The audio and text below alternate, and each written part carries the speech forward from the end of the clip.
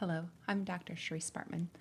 I am here today to talk about what happens when your hearing aid is not working. So when patients come to see me, one of the things I discuss is if something's not working right, to go through 3 steps. So step number 1 is battery, step number 2 is wax, and step number 3 is me.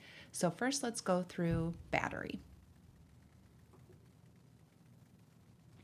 So we have several different hearing aids here. So if something's not working right with the battery, I always tell patients if you have rechargeable batteries, check to make sure that your battery lights are green. So some manufacturers have it on the actual charger and other ones have it on the hearing device.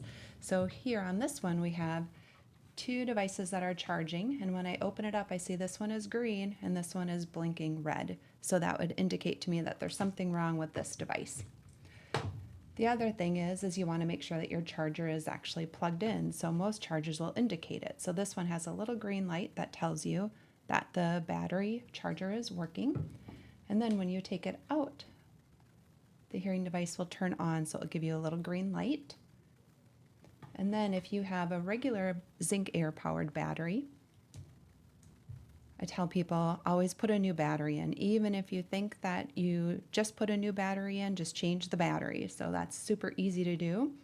The zinc air batteries all have expiration dates on them. So if you look on the package, this says that the expiration is January of 2027. When you take the sticker off the battery, that's what activates the battery. So when you open up or take that sticker off, that activates the battery. You can't put the sticker back on to keep it good. As soon as you take the sticker off, it activates the battery. And so what I tell people is take the battery out, throw this one away, and then put the new battery in. There is a positive and negative side to the battery. Typically, the positive side is the flat side. That's going to go up on the hearing device. And to take it out, you just lift it out. And so if your device still is not working, then we need to check for wax. So usually what I tell people is if you're going to check for wax, change the dome and change the wax trap. So on this particular device, this manufacturer, here's the dome.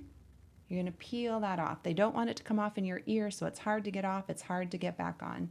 So you have to peel it off. And that little white trap right there is called the wax trap. It's a little white basket, has a little filter to it. And so to change it, this is what they give you. So there's several different types of wax traps. Some manufacturers have different wax traps for different devices.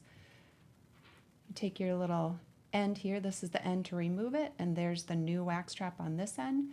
So what I tell people is you go straight in, push straight in and straight out, and you'll take the old one out, flip the tool around, and you go straight in and straight out and change that next one. And then I usually tell people put a new dome on, because sometimes wax is actually inside the dome, and then when you put it back on, it gets back in the wax trap, so it's not working. So always change the wax trap in the dome. Usually I tell people to do that once a month.